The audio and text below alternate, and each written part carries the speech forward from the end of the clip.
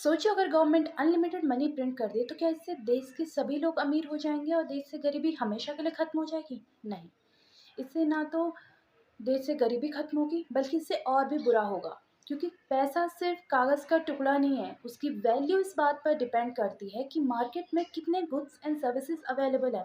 देखो, जैसे मान लो कि देश में 100 चीज़ें हैं जिनकी कीमत 1,000 रुपये है।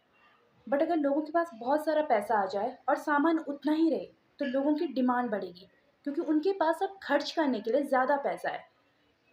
और इसी वजह से जब सप्लाई कम होगी तो इससे गुड्स एंड सर्विसेज के प्राइस बढ़ जाएंगे, जिससे इकॉनमी में इन्फ्लेशन यानी महंगाई बढ़ जाएगी और पैसे की वैल्यू कम हो जाएगी। क्योंकि ऐसा ही कुछ हुआ था 2000 की डिकेट्स में अफ्रीकन कंट्री जिम्बाब्वे के साथ, जो 1990 से इकोनॉमिक इशू से जूझ रहा था। तो वहाँ की गवर्नमेंट ने अनलिमिटेड मनी प्रिंट कर दी, यहाँ तक कि $1 मिलियन तक के नोट प्रिंट हो गए थे।